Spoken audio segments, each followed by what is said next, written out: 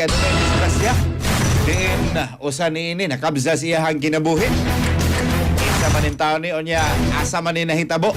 Katropang Benji unsa dugang detalye. Live report.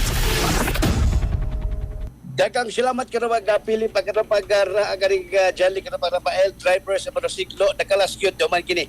Malambagas, malambigis sa kasya, samtang ang kasining uyaba, nangulos sa buman kini. Malambigis sa kasya, dibangga sa poste ang ilag sakyan, nga motor din ha sa nasundong dalan sa barangay North Poblacion, lungsod sa San Fernando, habagatang bahin sa Bisaya Sugmo.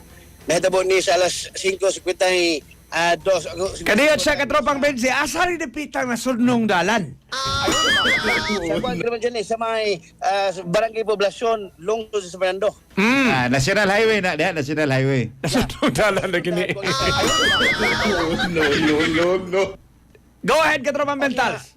Ya mo to nga kani nahitabo ni katong Banjali katong pagpilip alas 5 ba 5 kontag na sa asis gibuntag ko dito adlaw ga Sabado Mayo 30, 2026.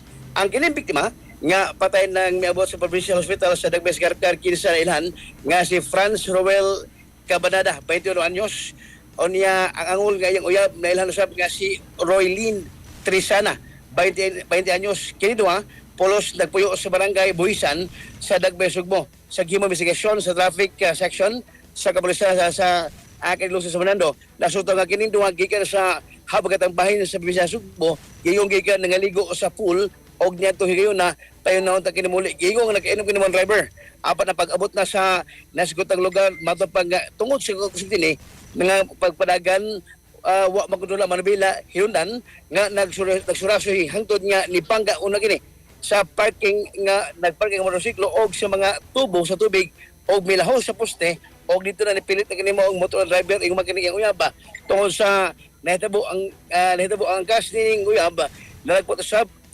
samtang driver sa motor wa na kalihok kay tungod kay gini ka patay human nga girespondihan sa masagap sa AMS si Dr. Eric Sean Litang kaysa mo'y natiman sa driver mo'y mitidik na nga patay na kini mo driver samtang ang uyab din nga panapag hapong giobserbahan sa tamalanan sa magkuting nga pagpanubay sa mga pulis nagsuta nga self-accident among panghitabo kay way kontra nga sikinan sa motor kataban dyan ni Katropag Philip.